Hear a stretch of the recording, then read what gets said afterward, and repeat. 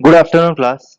आज हम first flight book का चैप्टर 4 स्टार्ट करेंगे from the diary of Anne Frank written by Anne Frank. Anne Frank वो लड़की थी जो कि ज्यूज फैमिली से बिलोंग करती थी जर्मनी में। और हमें जहाँ तक पता है कि जर्मनी में जब हिटलर का राज हुआ करता था तो उसने सारे ही ज्यूज लोगों को मार दिया था, प्रॉपरली परसिक्यूट किया था, कंसंट्रेशन कैंप्स में भेज दिया था, ठीक है। और वहां पे ज्यूज लोग जो है तड़प तड़प के मर गए थे और जो नहीं मरे थे उनको गैस चैम्बर्स में भेज के जला दिया था। ओके। तो एन फ्रैंक जो है वो भी ज्यूज फैमिली से बिलोंग करती थी और इसलिए उनकी फैमिली को भी जो है कंसंट्रेशन कैंप्स में भेज दिया गया था जहाँ पे उनकी मौत हो गई। तो उसके बाद एन फ्रैंक की जो डायरी है, ओके, वो उनके फादर ने पब्लिश करवाई। और उसी के यहाँ पे एक शॉर्ट सेक्शन है उस डायरी का, वो हम इस चैप्टर में कवर करने वाले हैं। तो पहले तो हम इंट्रोडक्शन देख लेंगे। Annelies Marie Anne Frank, birth date 12 June 1929 और जो डेथ है वो फेब मार्च के बीच 1945 में हो गई थी। She was a German born Jewish girl who wrote while in hiding with her family and four friends in Amsterdam during the German occupation of the Netherlands in World War II। तो world war to के time पे Amsterdam में रहते थे ये। Amsterdam जो है city है नेदरलैंड के अंदर। ओके। तो जब नेदरलैंड पे जर्मनी ने जब नेदरलैंड को ऑक्यूपाई कर दिया था तो एम्स्टरडेम में जब ये लोग रह रहे थे तो ये छुप गए थे। ओके, इनके फादर की ऑफिस बिल्डिंग में जाके छुप गए थे। और काफी सारे जूस फैमिली इस तरीके से छुप गए थे बिकॉज जो जर्मन्स थे, जो नाजीज थे, वो ज्यूज लोगों को पकड़ पकड़ के ढूंढ ढूंढ के मार रहे थे। ओके, उन्हें एग्जीक्यूट कर रहे थे, उन्हें डायरेक्टली कंसंट्रेशन कैंप्स में भेज रहे थे। Her family had moved to Amsterdam after the Nazis gained power in Germany, but were trapped when the Nazi occupation extended into the Netherlands. As persecutions against the Jewish population increased, the family went into hiding in July 1942 in hidden rooms in her father's Otto Frank's office building. तो पहले ये family Germany में ही रह रही थी, लेकिन जब Nazis ने पावर गेन कर दी जर्मनी के अंदर तो ये लोग एम्स्टरडेम में आ गए। लेकिन एम्स्टरडेम में आके रहने लगे, लेकिन जब नीदरलैंड पे भी जर्मनी का ऑक्यूपेशन हो गया, ओके, तो ये जो फैमिली है एन फ्रैंक की, वो उनके फादर ऑटो फ्रैंक का जो ऑफिस था, ऑटो फ्रैंक एन फ्रैंक के फादर का नेम है, उनकी जो ऑफिस बिल्डिंग थी वहां पे ये लोग हिडन रूम्स थे, वहां पे ये लोग छुप के रहे। ऑलमोस्ट 2 साल तक वहां पे ये छुप के रहे। After 2 years in hiding, the group was betrayed and transported to the concentration camp system where Anne Frank died of typhus in Bergen-Belsen within days of her sister Margaret Frank। तो 2 साल तक छुपने के बाद इन लोगों को डिस्कवर कर दिया गया और इन लोगों को ट्रांसपोर्ट कर दिया गया कॉन्सेंट्रेशन कैंप्स में। वहां पे एन फ्रैंक की जो है डेथ हो गई because of typhus in and उनकी जो सिस्टर है मार्गरेट फ्रैंक, उनकी भी डेथ हो गई। उसके बाद एन फ्रैंक की भी डेथ हो गई।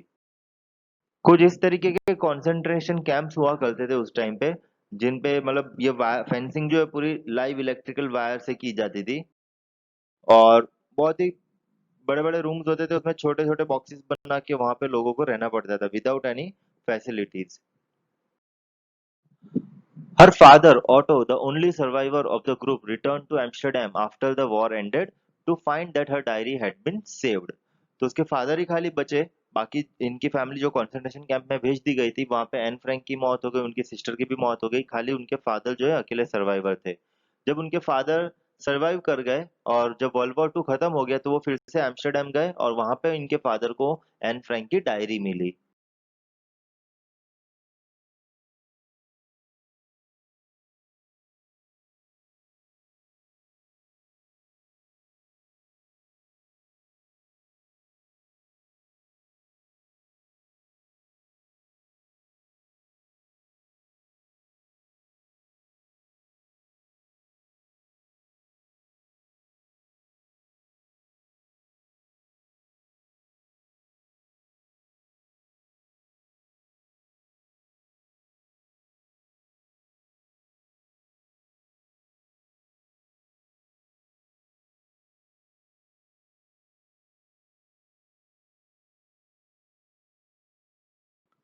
It was eventually translated from its original Dutch into many languages and became one of the world's most widely read books.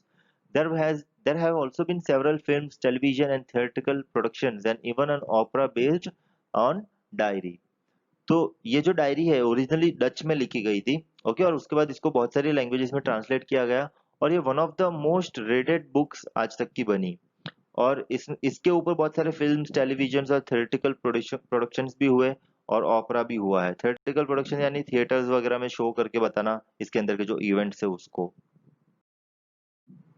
जैसे भी कुछ थिएटर्स होते हैं जिसमें शोज किए जाते हैं, live perform, okay.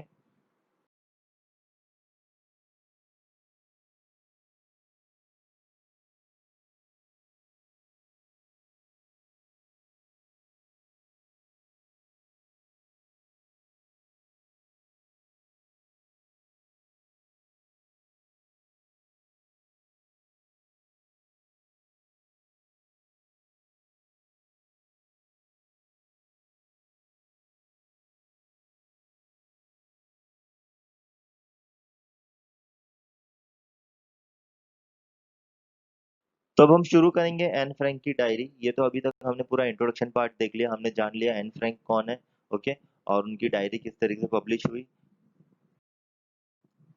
Writing in a diary is a really strange experience for someone like me. Not only because I have never written anything before, but also because it seems to me that later on neither I nor anyone else will be interested in the musings of a 13-year-old schoolgirl. तो क्या बता रहे हैं Anne Frank starting में कि diary लिखना एक बहुत ही स्ट्रेंज एक्सपीरियंस है मेरे लिए, ओके, और मैंने कभी डायरी लिखी नहीं है। और अभी मैं जो लिखूंगी, बिकॉज माई एज इज 13, और अभी मैं जो भी चीजें लिखूंगी उसको ना तो मैं खुद पढ़ने वाली हूँ आगे चल के, ना ही मुझे लगता है कोई और भी इंटरेस्टेड होगा पढ़ने में, ओके। म्यूसिंग का meaning a period of reflection और थॉट, कि 13 साल की बच्ची की क्या थॉट होगी, उसकी डायरी पढ़ के क्या मिलेगा, ओके। तो ऐसा एन फ्रैंक सोच रही है कि मैं डायरी लिखने तो जा रही हूँ आज पहली बार, लेकिन मुझे नहीं लगता कि कोई भी फ्यूचर में जो इंटरेस्टेड रहेगा मेरी डायरी पढ़ने में। जैसे तुम सबकी भी एज ऑलमोस्ट अभी 15-16 होगी बच्चों, ओके। तो तुम भी शायद सोचते हो कि कभी कभी एक डायरी लिखूं, लेकिन कभी कभी एक आधा पेज लिखते हो फिर डिसकंटिन्यू कर देते हो। और तुम ये भी सोचते हो कि तुम्हारी डायरी पढ़ने में किसी को मजा आएगा या नहीं भी आएगा, और कोई पढ़ना भी क्यों चाहेगा, okay. Oh well, it doesn't matter. I feel like writing and I have an even greater need to get all kinds of things off my chest. To get all kind of things off my chest का meaning है to express something that has been worrying you and that you wanted to say. तो Anne Frank क्या बोल रही है कि मुझे लिखना चाहिए, ओके, बिकॉज बहुत सी बातें हैं मेरे मन के अंदर जो मुझे खाली करनी है। मेरा to get things off my chest मतलब मेरा दिल हल्का करना है। कभी कभी होता है ना, हमारे मन में कुछ बात होती है जिसको हम बिना बताए रह नहीं पाते हैं, किसी ना किसी क्लोज पर्सन को बताना रहता है, ओके। लेकिन एन फ्रैंक उस टाइप की गर्ल नहीं थी कि वो किसी के साथ अपनी चीजें शेयर करे, वो अपने मन में ही रखती थी, ओके। तो यहाँ पे वो खाली एक शेयर कर सकती थी डायरी के अंदर, कि वो डायरी के अंदर एक बार लिख दे तो उसे ऐसा लगे कि चलो उसने किसी को कह दिया है वो बात, ठीक है। तो ये चीज हो रही है।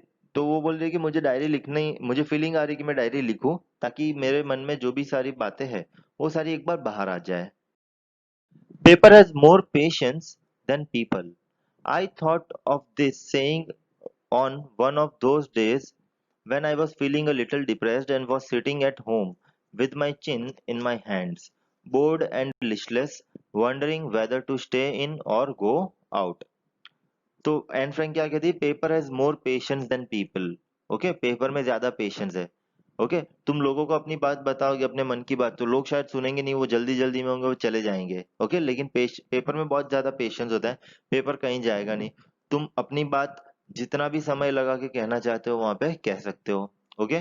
और एन फ्रैंक ने ये कब कहा था, ये स्टेटमेंट कब दिया था, जब वो कुछ समय पहले थोड़ा लिटिल डिप्रेस्ड फील कर रही थी, तब उन्होंने ये चीज सोची थी, क्या कि paper has more patience than people.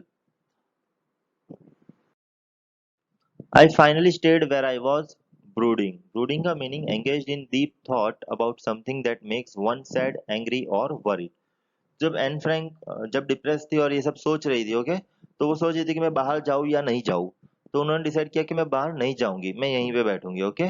तो I finally stayed where I was brooding. Brooding का मीनिंग कि मैं, she is engaged in deep thought about something that makes one sad, angry और वरीड। तो हम भी कभी कभी एक जगह बैठ जाते हैं, ओके, और बहुत सोचते रहते किसी एक चीज के बारे में। या तो हम गुस्सा होते तब ऐसा करते हैं, या फिर हम बहुत ही चिंता, बहुत ही हमें टेंशन आ जाती है, ठीक है, बहुत सारा लोड एक साथ आ जाता है, तब हम इस तरीके से बैठ जाते हैं एक जगह और सोचने लगते हैं। Yes, paper does have more patience, and since I am not planning to let anyone else read this stiff backed notebook grandly referred to as a diary, unless I should ever find a real friend, it probably won't make a bit of difference. तो Anne Frank क्या बोलती है कि हाँ सच में paper में ज्यादा patience होता है, ठीक है। और मेरा ऐसा कोई प्लानिंग नहीं है कि मैं अपनी बातें जो है अपने फ्रेंड्स वगैरह को शेयर करूँ, तो इसलिए मैं ये डायरी के अंदर जो है मेरी सारी जो भी स्टोरीज है, मेरी जो भी सारी बातें हैं, माइंड में जो भी चल रहा है, वो मैं सारी चीजें जो है इस डायरी में लिखने वाली हूँ। Now I am back to the point that prompted me to keep a diary in the first place. I don't have a friend. Let me put it more clearly, since no one will believe that a 13-year-old girl is completely alone in the world. Okay, so अब क्या Anne Frank फिर से क्या बोल रही है कि हाँ मेरा मेरा कोई फ्रेंड नहीं है, तो मैं डायरी को फर्स्ट पोजीशन दूंगी और मैं डायरी के साथ अपनी सारी चीजें शेयर करूंगी। लेकिन उसके बाद एन फ्रैंक ये भी बोलती है कि मैं एक बार एक चीज और क्लियरली बता देती हूँ, मेरी कोई फ्रेंड नहीं है, मतलब उससे मैं कहना चाहती हूँ कि ऐसा नहीं कि मैं 13 साल की बच्ची हूँ, मैं अकेली हूँ, कोई फैमिली नहीं है, कोई फ्रेंड नहीं है, ऐसा नहीं है। फैमिली भी है, फ्रेंड भी है, लेकिन कोई ट्रू फ्रेंड नहीं है, कोई बेस्ट फ्रेंड नहीं है जिसके साथ मैं सारी चीजें अपनी शेयर कर सकूं। And I'm not. I have loving parents and a 16-year-old sister, and there are about 30 people I can call friends. I have a family, loving aunts, and a good home. No one on the surface. I seem to have everything except my one true friend. So Anne Frank क्या कह रही है कि मेरे पास सब कुछ है। मेरे पेरेंट्स है, मेरी एक सिस्टर है बड़ी 16 इयर्स की, ओके, मैं खुद 13 इयर्स की, और मेरी एक बड़ी सिस्टर है 16 इयर्स की। और मैं और 30 लोगों को जानती हूँ जिन्हें मैं फ्रेंड कहती हूँ, मेरे स्कूल में जो आते हैं वो, ओके। सो मेरे पास फैमिली है, बहुत सारे लविंग आंट्स है, एक अच्छा घर है। बट फिर भी मेरे पास एक चीज नहीं है, जो कि है ट्रू फ्रेंड। एक ट्रू फ्रेंड नहीं है जिसके साथ मैं अपनी बहुत सारी बातें शेयर कर सकूं।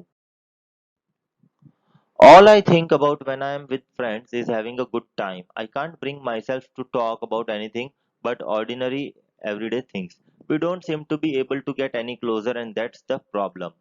तब क्या सोचती है एन फ्रैंक कि जब मैं अपने फ्रेंड्स के साथ होती हूँ तो मैं खाली एक अच्छा समय बिताना चाहती हूँ, तो इसलिए मैं अपनी अंदर की जो बातें हैं वो बाहर नहीं लाती हूँ, ओके। हम खाली थोड़े समय के लिए मिलते हैं, हम सारी अच्छी अच्छी बातें करते हैं, ओके, ऑर्डिनरी जो एवरीडे थिंग्स की जो बातें होती है वही हम करते हैं, ओके। और मेरे साथ ऐसा कोई क्लोज फ्रेंड है ही नहीं जिसके साथ मैं अपने इनर माइंड की, जो इनर बॉडी की जो भी फीलिंग्स है, जो भी माइंड की फीलिंग्स है, जो भी मेरे थॉट्स है, वो मैं शेयर कर सकूं। Maybe it's my fault that we don't confide in each other. तो एन फ्रैंक कहती है कि शायद ये मेरी ही गलती है, okay, may be it's my fault, कि हम जो है अपने सीक्रेट्स एक दूसरे के साथ शेयर नहीं करते हैं।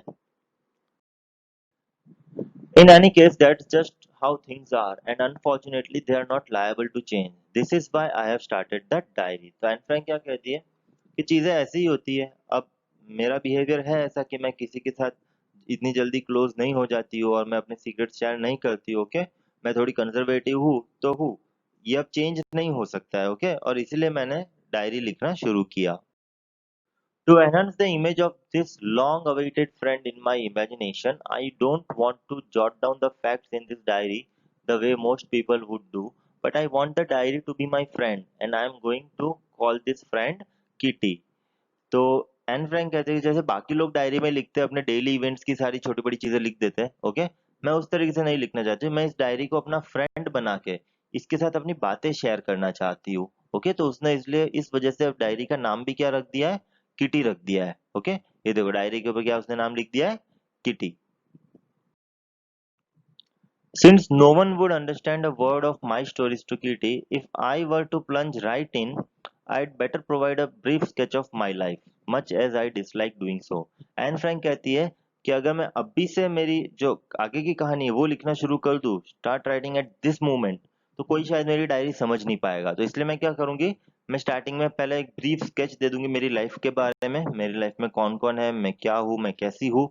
उसके बाद मैं आगे बढ़ूंगी, और ब्रीफ स्केच देना लाइफ का वो मुझे भी उतना अच्छा नहीं लगता, लेकिन फिर भी मैं इंट्रोडक्शन के साथ ही स्टार्ट करूंगी ये diary. My father, the most adorable father I have ever seen, didn't marry my mother until he was 36 and she was 25. My sister Margaret was born in Frankfurt in Germany in 1926 and I was born on 12 June 1929. तो Anne Frank अपनी family के बारे में introduction दे रही है यहाँ पे कि उसके फादर जो है उसकी मदर के साथ कब मैरिज करते हैं, जब वो 36 ईयर्स के हो जाते हैं, उस समय उसकी मदर की एज 25 ईयर्स की होती है। और उसकी सिस्टर का जो जन्म है वो 1926 में होता है। ओके, और उसका खुद का बर्थ डेट उसने बताया 12 जून 1929। ये पिक्चर देख सकते हो, ये ओरिजिनल पिक्चर ही है। ये एन फ्रैंक के फादर है, ऑटो फ्रैंक। ओके, ये उनकी सिस्टर है, ये मदर है। ओके, नहीं, ये खुद एन फ्रैंक है, ये उनकी मदर है, और ये उनकी सिस्टर है, Margaret. I lived in Frankfurt until I was 4. My father emigrated to Holland in 1933.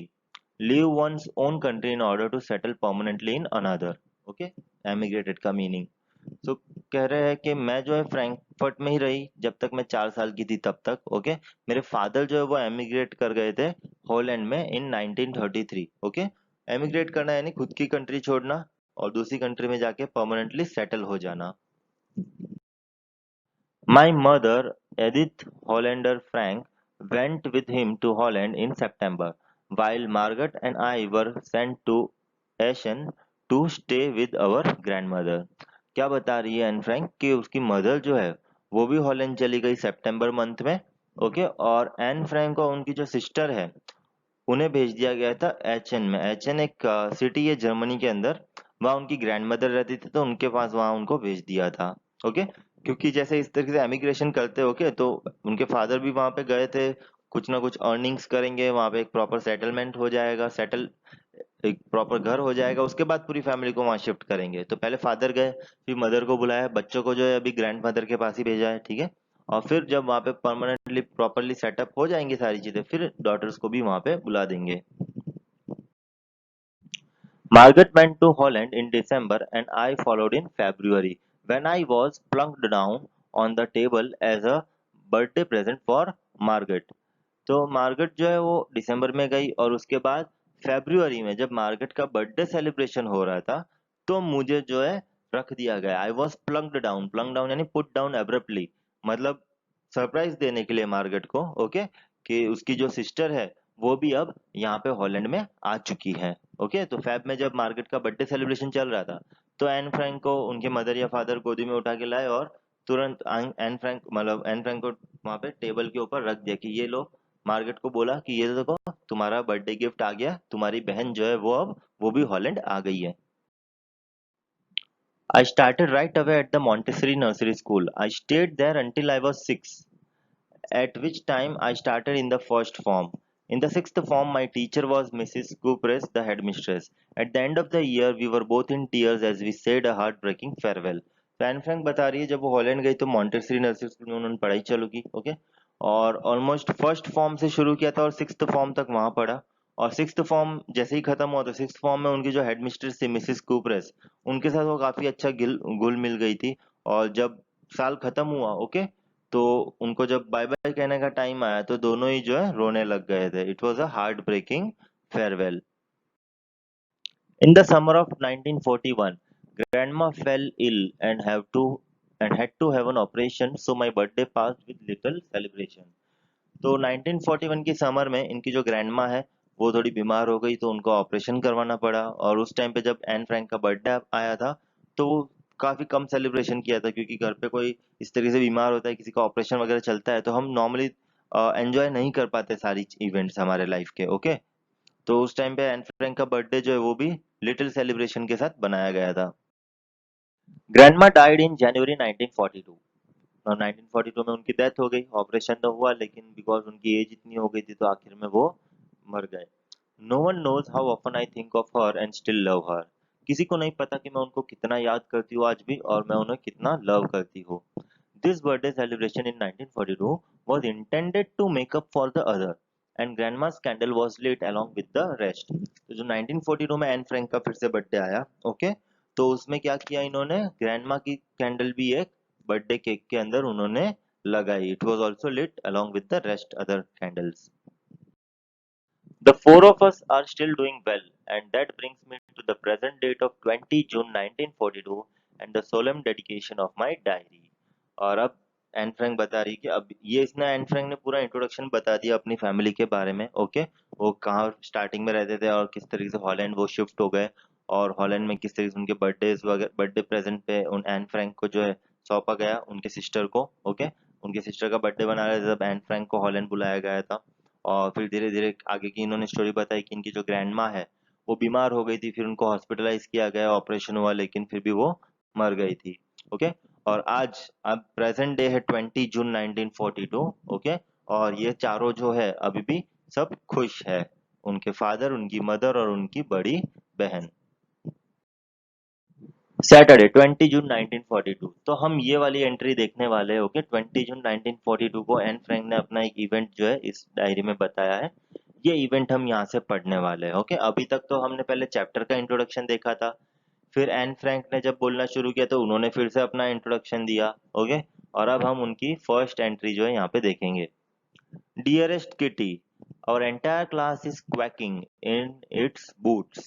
So quacking का meaning shaking with fear and nervousness. तो क्या बता रही है एन फ्रैंक जो अपनी डायरी को डियरेस्ट डियर किटी कह के बुला रही है और बता रही है कि उनकी जो पूरी क्लास है इट इज क्वैकिंग। क्वैकिंग यानी सब चिल्ला रहे हैं, किसी के चेहरे पे डर है, कोई नर्वस हो गया है। ओके, ऐसा कब होता है ज्यादातर? जब क्लास नर्वस हो जाती है, सब डर जाते हैं।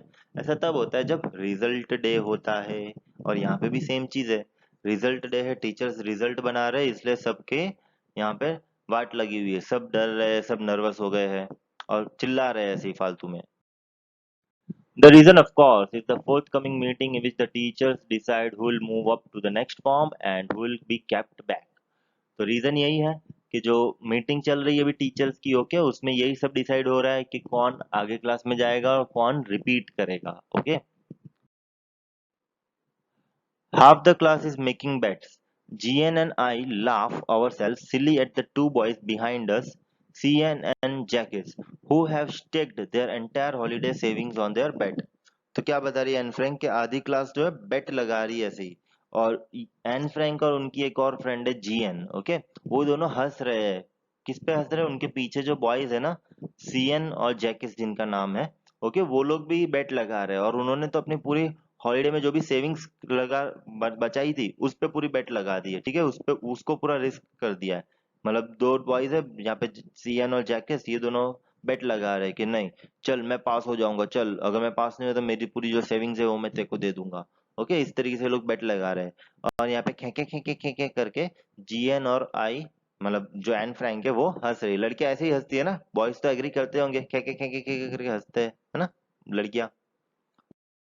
और बॉयज तो वही बेट वेट लगाते हैं सीना चौड़ा करके। Okay, from morning to night it's you are going to pass, no I am not, yes you are, no I am not. तो मतलब सुबह से लेकर शाम तक ये बॉयज जो है इसी तरीके से बैट लगा रहे कि नहीं मैं तो, यू आर गोइंग टू पास, तू तो पास हो जाएगा भाई। बोला नहीं नहीं भाई मैं पास नहीं हो पाऊंगा, नहीं नहीं भाई तू तो पास हो जाएगा, तूने तो बहुत लिखा था एग्जाम में छाप छाप के। बोले नहीं भाई नहीं, उतना नहीं लिखा था, मैं फेल हो जाऊंगा, जो लिखा था सब रॉन्ग लिखा था। तो इसी तरीके से बार बार ये लोग डिस्कस कर रहे हैं। Even these pleading glances at my angry outburst can't calm there down, can't calm them down. तो ये जो जीज जो है, जो एन फ्रैंक की जो दूसरी फ्रेंड है, वो उनको बार बार ग्लैंसेस दे रही है कि अब चुप हो जाओ तुम दोनों। और इवन एन फ्रैंक भी गुस्सा करके उनके सामने देख रही है, बट फिर भी ये दोनों जो पीछे बॉयज है वो बदमाश के बदमाशी है, वो कब से घुसुर फुसुर करते जा रहे, बेट लगाते जा रहे हैं। If you ask me, there are so many dummies that about a quarter of my class should be kept back. But teachers are the most unpredictable creatures on the earth. Anne Frank कह रही है कि अगर तुम मुझे पूछो तो मेरी आधे आधी क्लास तो पूरी डमी है ना, 1/4 क्लास जो है वो तो सारे डब्बे के डब्बे है, उन सबको तो पीछे ही रख देना चाहिए।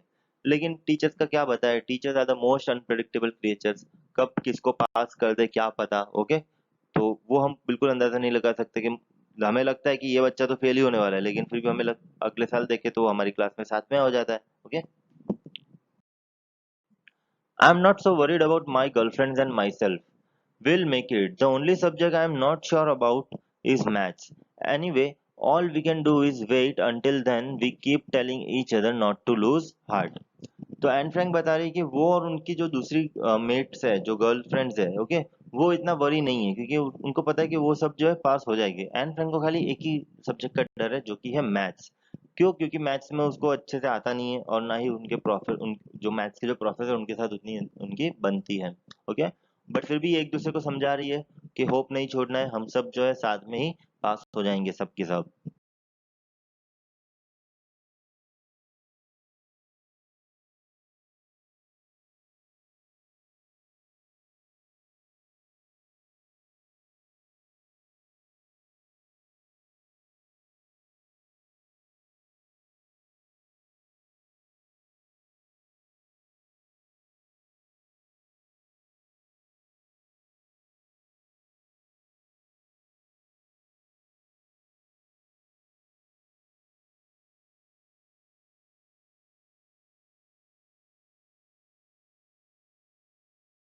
तो देखो किस तरीके से ये जो उनके टीचर है मैथ्स के, ओके, एन फ्रैंक को डांट रहे हैं और बाकी सब उनके फ्रेंड्स कैसे मजे ले रहे हैं यहाँ पे। After several warnings, he assigned me extra homework, an essay on the subject, a chatterbox. तो इतनी बार वार्निंग्स दी एन फ्रैंक को, ठीक है, लेकिन एन फ्रैंक ने नहीं सुनी मिस्टर कीजिंग की। और फाइनली एन फ्रैंक को उन्होंने एक्स्ट्रा होमवर्क दिया, उन्होंने जो है एन फ्रैंक को एक्स्ट्रा होमवर्क दिया। क्या होमवर्क दिया? एक ऐसे लिखना है और सब्जेक्ट क्या दिया? अ चैटर बॉक्स। अब देखो एन फ्रैंक खुद इतनी बातें कर रही है, ओके, और उनको ऐसे भी कैसा दिया है? चैटर बॉक्स के ऊपर दिया है। मतलब इन शॉर्ट हम देखें तो टॉन्ट मार रहे हैं उनके जो टीचर है उस उनके ऊपर, okay. A chatterbox? What can you write about that? I'd worry about that later, I decided. I jotted down the title in my notebook, tucked it in my bag, and tried to keep quiet. तो जब mister Keesing ने chatterbox topic दिया, तो Anne Frank ने सोचा कि ये कैसा टॉपिक दे दिया है, मैं इसके बारे में क्या लिखूं। फिर एन फ्रैंक ने सोचा कि चलो जान दो, ये चिंता मैं बाद में करूंगी। आई jotted down the title in my notebook, उन्होंने नोटबुक में टाइटल लिख दिया कि भाई ऐसे लिखना है on a chatter box, okay. और वो नोटबुक जो है बैग के अंदर रख दी और कोशिश की कि वो चुपचाप बैठे क्लास में। That evening, after I had finished the rest of my homework, the note about the essay caught my eye. I began thinking about the subject while chewing the tip of my fountain pen. तो उस शाम को जब Anne Frank ने अपने बाकी subjects की homework finish कर दिए, तो फिर उन्होंने देखा कि हाँ उनको एक और होमवर्क मिला था, जो ऐसे मिला था, चैटर बॉक्स। तो फिर वो सोचने लग गई कि मैं ये जो चैटर बॉक्स है इसके बारे में क्या लिखूं। तो जब हम सोचते हो कि हम क्या करते हो, जो पेन की या पेंसिल की टिप होती है वो हम चबाने लग जाते हैं, we start chewing the tip of the pen, okay. So Anne Frank भी उसी तरीके से, जो उनके पास फाउंटेन पेन थी उसकी टिप जो है वो चबाने लग गई थी। Anyone could ramble on and leave big spaces between the words, but the trick was to come up with convincing arguments to prove the necessity of talking. Anne Frank ने सोचा कि उनकी जगह और कोई होता तो ऐसे ही कुछ भी ऐसे लिख देता फालतू का, बड़ी बड़ी बीच में जगह छोड़ देता ताकि टीचर को लगे कि हाँ चलो 3-4 पेजेस भरे हैं, यानी काम करके लाया है बच्चा, ओके। लेकिन एन फ्रैंक ने सोचा नहीं, मैं ऐसा नहीं करूंगी, मैं आर्ग्यूमेटिव पॉइंट्स लिखूंगी, प्रॉपर कन्विंसिंग पॉइंट्स लिखूंगी कि भाई चैटर बॉक्स आप मुझे बोल रहे हो लेकिन it is good to be a chatterbox, क्योंकि बातें करना एक अच्छी चीज है, okay, it is necessary to talk, okay. Anyone could ramble on यानी टॉक और राइट एमलेसली फॉर लॉन्ग, कुछ भी हम ऐसे ही लिखते रहे फालतू का, ओके, फालतू में लंबा चौड़ा ऐसे बना दे जिसका कोई मीनिंग ना हो। लेकिन एन फ्रैंक चाहती थी कि वो कन्विंसिंग आर्गुमेंट्स लिखे, a statement made in such a manner that people believe it. वो इस टाइप का ऐसे लिखे, ओके, चैटर बॉक्स टॉपिक के ऊपर, चैटर बॉक्स को एक नेगेटिव वे में वो ना ले, पॉजिटिव वे में रख के वो उसके ऊपर ऐसे लिखने वाली थी। I thought, and suddenly I had an idea. I wrote the 3 pages Mr. Keesing had assigned to me and was satisfied.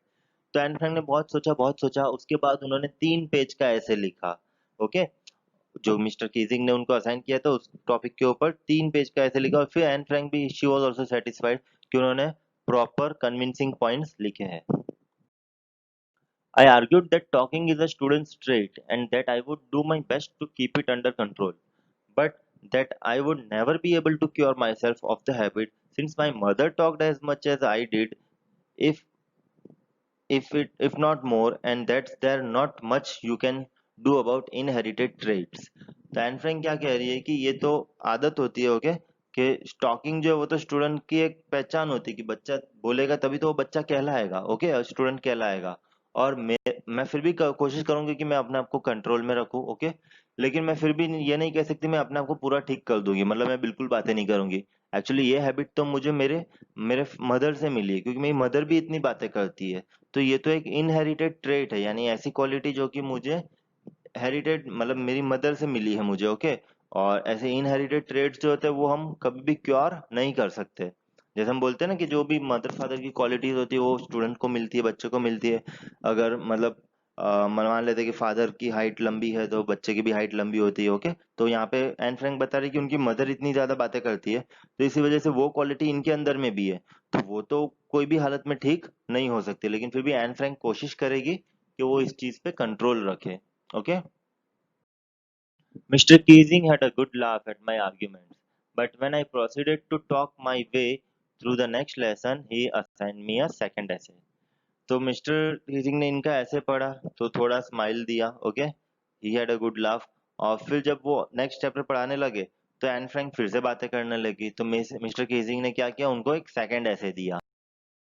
This time it was supposed to be an unincorrigible chatterbox. Unincorrigible यानी something that cannot be corrected, usually a bad quality. तो अब दूसरा ऐसे का topic क्या दिया है mister casing ने, अनइनकरेजिबल चैटर बॉक्स। सेकंड फिर से पनिशमेंट मिल गई एन फ्रैंक को। I handed it in, and Mr. Keesing had nothing to complain about for the two whole lessons. तो एन फ्रैंक ने जो ये जो दूसरा टॉपिक मिला था अनइनकरेजेबल चैटर बॉक्स, उस पे भी ऐसे लिख दिया और मिस्टर कीजिंग को पकड़ा दिया। और फिर मिस्टर कीजिंग ने 2 लेसन पढ़ाए, तब तक एन फ्रैंक को कुछ भी नहीं बोला। However, during the third lesson, he'd finally had enough. Anne Frank, as punishment for talking in class, write an essay entitled "Quack Quack Quack," said Mistress Chatterbox. तो अब जब तीसरा लेसन शुरू हुआ, बट फिर भी एन फ्रैंक ने तो अपनी आदत छोड़ी नहीं थी। तो अब मिस्टर केजिंग फिर से गुस्सा आ गए और फिर से उन्होंने एन फ्रैंक को क्या बोला, Anne Frank, as a punishment for talking in the class, you write an essay on what topic, quack quack quack said mistress chatterbox. तो ऐसा टॉपिक उनको दिया, फनी सा। The class roared. I had to laugh too, though I had nearly exhausted my ingenuity on the topic of chatterboxes. It was time to come up with something else, something original.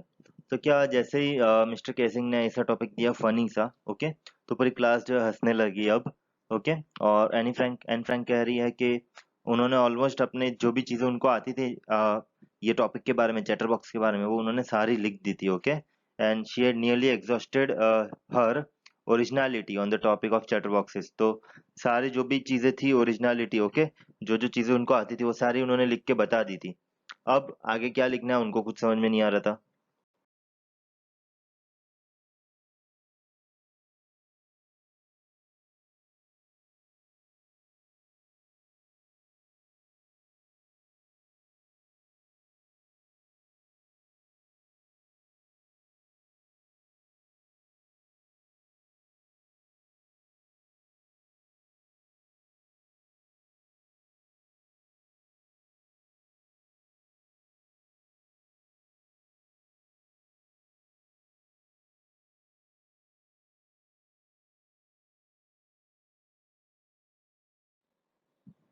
I finished my poem and it was beautiful. It was about a mother duck and a father swan with 3 baby ducklings who were beaten to death by the father because they quacked too much.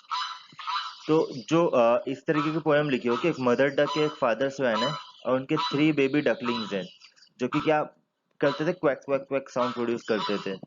तो काफी ज्यादा produce करते थे, इसलिए they all were beaten to death by the father swan, okay. तो इस तरीके की पोएम लिखी है एन फ्रैंक ने, जो कि मिस्टर कीजिंग ने दिया था टॉपिक उसी के ऊपर, ओके।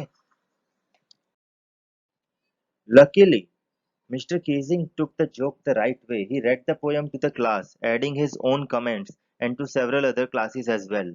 और मिस्टर केजिंग को एन फ्रैंक का काम उल्टा अच्छा पसंद आया, ओके। उन्होंने पूरी क्लास में उसकी जो पोयम है वो रीड की, साथ में अपने कुछ कमेंट्स भी ऐड किए, और इसके अलावा दूसरी क्लासेस में भी उन्होंने ये पोयम जो एन फ्रैंक ने लिखी थी वो जाके सुनाई थी। तो अब जो है मिस्टर केजिंग को एन फ्रैंक के काम जो है पसंद आने लगे। उन्होंने भले टॉपिक दिए थे टफ टफ टाइप के, ओके, उसी का मजाक बनाने के लिए, लेकिन एन फ्रैंक ने इतने अच्छे से लिखा था फर्स्ट टॉपिक, फिर सेकंड टॉपिक और थर्ड टॉपिक में तो उसने पोयम लिख के लाई थी, तो जो कि मिस्टर केजिंग को बहुत ही ज्यादा पसंद आया था। Since then, I have been allowed to talk and have not been assigned any extra homework. On the contrary, Mr. Casing's always making jokes these days. और क्या हुआ, और तब से ही मुझे आज तक मिस्टर केजिंग ने फिर से कभी होमवर्क नहीं दिया, ना ही पनिशमेंट दी, ओके। और भले ही मैं क्लास में बातें करूँ, करती रहूँ बहुत से मेरे फ्रेंड्स के साथ, और उल्टा मिस्टर केजिंग का नेचर भी जो है कैसा हो गया, he is always making jokes this days. तो आज मतलब दूसरी क्लास में जाते हैं वो जोक्स वगैरह करते हैं, ठीक है, उनका नेचर भी थोड़ा बदल गया है, ओके। सो इस तरीके से एन फ्रैंक ने जो है अपना मजाक बनने से बचाया, ओके। मिस्टर केजिंग जो उस पर हमें हर वक्त गुस्सा करते थे बिकॉज वो इतनी बातें कर रही थी, तो एन फ्रैंक ने जस्टिफाई किया कि वो इतनी बातें क्यों करती है, और प्रॉपर वे में जस्टिफाई किया, जो कि मिस्टर केजिंग को भी बहुत पसंद आया, ओके। तो यहाँ तक हमारी जो एन फ्रैंक की जो डायरी है वो खत्म होती है, क्लियर। मैं एक खाली फोटो शेयर करना चाहता हूँ जो कि एक ओरिजिनल पिक्चर है उनकी डायरी का, एक स्क्रीनशॉट है डायरी का, ओके। इसमें एन फ्रैंक की ओरिजिनल हैंडराइटिंग है और ये उनकी ओरिजिनल डायरी है।